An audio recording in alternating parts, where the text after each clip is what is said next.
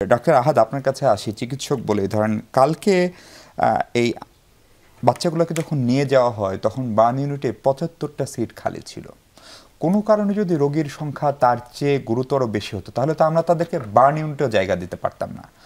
ফলে বা ধরেন এইখান থেকে কত বড় বড় হাসপাতাল অ্যাপোলো ইউনাইটেড এই রাস্তার পথে কেউ এই বার্ন পেশেন্টগুলোকে চিকিৎসা দিতে পারলো না। আচ্ছা, আমি বেসরকারি খাতের কথাও বলছি। আচ্ছা, আপনার সাথে আমি একটু বিনয়ের সাথে দ্বিমত পোষণ করছি। বার্ন ইনস্টিটিউটটা মূলত ১০০০ বেডের একটা হসপিটাল। হ্যাঁ, কিন্তু কালকে ফাঁকা ছিল।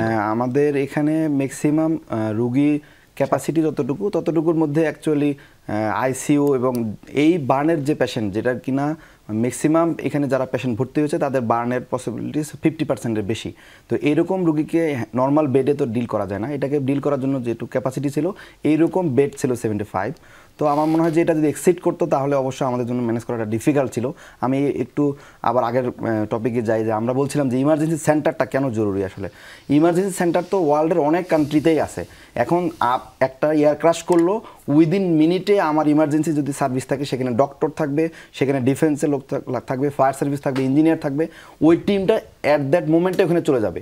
ওইখানে যাওয়ার পরে ডক্টরের কাজ হবে তাকে ফার্স্ট এইড ম্যানেজমেন্টটা দিয়ে হসপিটালে রেফার করা, বাকি কাজ উদ্ধার করা বা অন্যান্য যারা প্রফেশনাল আছে তারা করবে। এই সেন্টারটা আজকেও কেন হচ্ছে না? আমরা অভ্যুত্থানের একটা সরকার দেখছি 1 বছর, এবং এটার প্রস্তাবনা কমিশনেও গিয়েছে এবং আমরা অফিসিয়ালি এনসিপির পক্ষ থেকে স্বাস্থ্য মন্ত্রণালয় দিয়েছি, কিন্তু ইমার্জেন্সি সেন্টারটা হচ্ছে না। কেন হচ্ছে না? আপনার এই কারণগুলো খুঁজতে হবে। কারণ কি, ওই যে আমরা চিন্তা করি যে একটা প্রস্তাবনা দিয়েছি, সেই প্রস্তাবনাটা পাস হবে, কে করবে, দায়িত্ব নিয়ে কেউ করবে। বাট আমি যখন কথা বলছি এখানেও তো একটা ক্রাশ হতে পারে, আমরাও তো এটা ফেস করতে পারি। যারা করছে না তাদের কি চিন্তাটা নাই কিনা যে আসলে এই সেন্টারটা কেন হচ্ছে? এই সমন্বয়টা করার দায়িত্ব মূলত কার ছিল? স্বাস্থ্য মন্ত্রণালয়ের। অবশ্যই এটা স্বাস্থ্য মন্ত্রণালয়ের দায়িত্ব। স্বাস্থ্য উপদেষ্টা কোথায়? এবং স্বাস্থ্য উপদেষ্টা তো আজকে এসেছিলেন, আজকে সকাল 8টা থেকে বিকেল 5টা পর্যন্ত ছিলেন। স্বাস্থ্য উপদেষ্টা তো শুধু একজন না, এটা স্বাস্থ্য মন্ত্রণালয় তো অনেকগুলো টিমের সমন্বয়ে কাজ করে, পুরোটা টিমই তো রেসপন্সিবল। উনি তো টিম লিডার, ওনার পারফরম্যান্সকে আপনারা কিভাবে মূল্যায়ন করেন? অ্যাকচুয়ালি উনি ওনার লেভেল থেকে কাজ করছেন, আমরা প্রস্তাবনা দিয়েছি। এখন প্রস্তাবনার প্রেক্ষিতে যে এক্সিকিউশনটার দায়িত্ব, যারা রুট লেভেলে ইনিশিয়ালি ডেস্ক অফিসার হিসেবে কাজ করে, তাদের থেকেও তো এক্সিকিউশন হইতে হবে অ্যাকচুয়ালি। তো ওনারাই ইনস্ট্রাকশন দিবে। আমরা যেটা শুধু এটা না, আরও এরকম অনেকগুলো বার্নিং ইস্যু আছে। আমি যদি বলি সুপার স্পেশাল হসপিটাল, যেটা কিনা কারেন্ট বিল 50 লাখ টাকা প্রতি মাসে দিতে হয়।